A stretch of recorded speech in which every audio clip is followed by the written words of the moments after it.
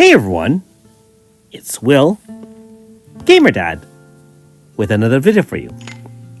So first off, I'd like to give a shout out to one of my YouTube members, Tinky. Thanks for your support. Now in today's video, we do have the newest Manifest fight, aka Tiramisu. Of course, Tiramisu can be Stellar Awakened, so we'll talk about that in a little bit later. However, the purpose of this video is to see what it takes to beat the very first fight. I realize that the first fight shouldn't be too difficult, but that being said, it is brand new. We don't have any kind of ideas of what's going on. So hopefully this shows you what we're expecting on the second and most difficult fight after this. Okay, so we clearly want to have a lot of HP. I'm assuming that because Tiramisu does have a lot of, shall I say, fixed damage, that's going to be pretty bad. That being said, let's just chivalry right off the bat. Nothing special here. Let's just see if there's anything special. And more importantly, you can clearly see that we don't have to worry about any sort of special abilities needed. Okay, so I guess we'll just use... Oh, might as well use attack order. Remember, no aura says anything about different elements or different attacks, and so I think we should be okay overall.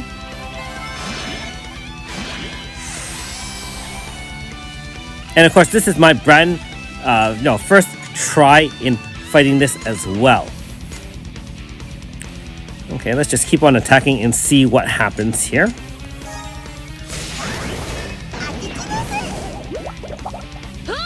And there's your Summoner's Prayer. So that should be fixed damage.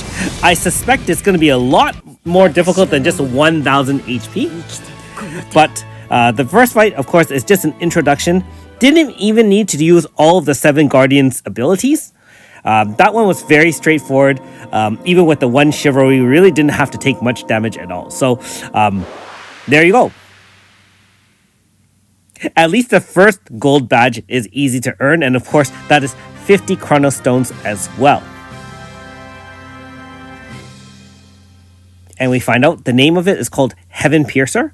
For those who own Tiramisu and done her 3 character quests, you'll know why that weapon is called such.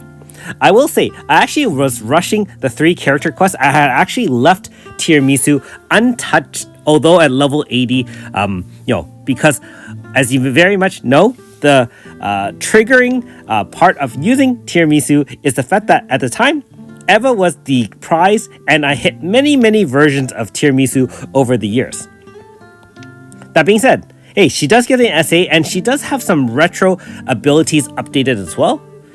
So let's just go right into that before I equip the weapon and level that up with 37 million XP or so.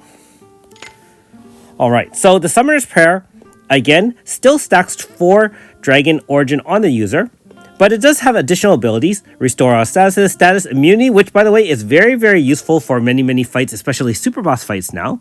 Restores 70 MP. And of course, if you do have a max spirit value of 400, then it can do 1.8 million on its own. Her dual thrust does get modified as well. And remember that once you stack 4 Dragon Origins, I believe you lose 1 Dragon Origin per turn and may need to restack it if the fight is a lot longer. That one's not bad. Pierce resists up to 60% down. And Dragon Lance is power plus 50 and speed plus 50 and can stack up to 100% capped power and speed only to herself. Moderate. Now, the Second Dragon Form is going to be very useful. You do get power and int and speed down triple for 35%. That does not get increased in abilities. It's the debuff turns extended to 6 turns instead of 3. But, we have a lot of 50-50 downs already. And, of course, Dragon Quake also got modified here. Earth Res down up to 30%, which is not much. Physical res 30%, and of course her main DPS, Twin Dragons. Now it can do a fair bit of damage. I believe the modifier looks to be quite decent. I believe it's 1800 at least from the wiki. Keep in mind, our other main Pierce Earth DPS would be Aesil, Alter Tuva, as well as Sirius. And I believe Sirius is the only one who can pierce barriers at this time. That being said, the fact that she gets Twin Dragons modified, and this is a non-AF damage for the extra skill strengths times 3, still allows for some use in modern day Earth DPS or Earth Pierce teams. You'll need a Pierce Zone Setter. Otherwise, quite nice nonetheless.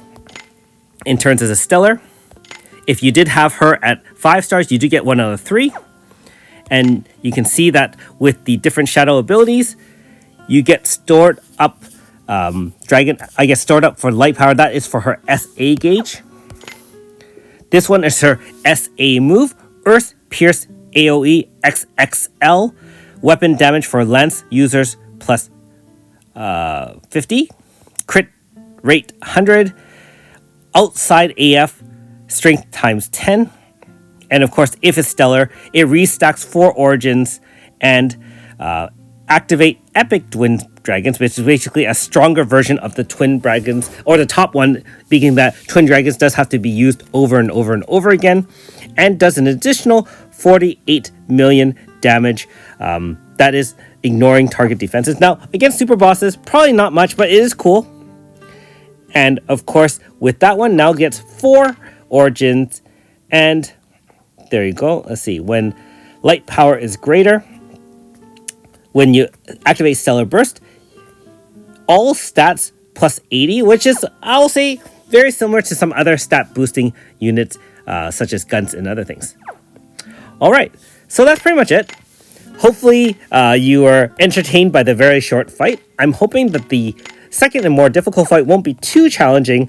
If it is, I'll dust off the same team and use the 7 Guardians to clear it. If not, we shall see.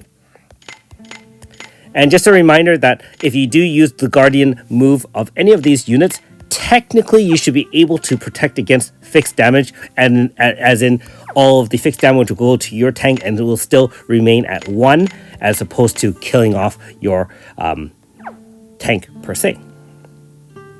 Anyways, time to grind some XP and do the second fight later on this evening. Thanks for watching. We'll see you next time.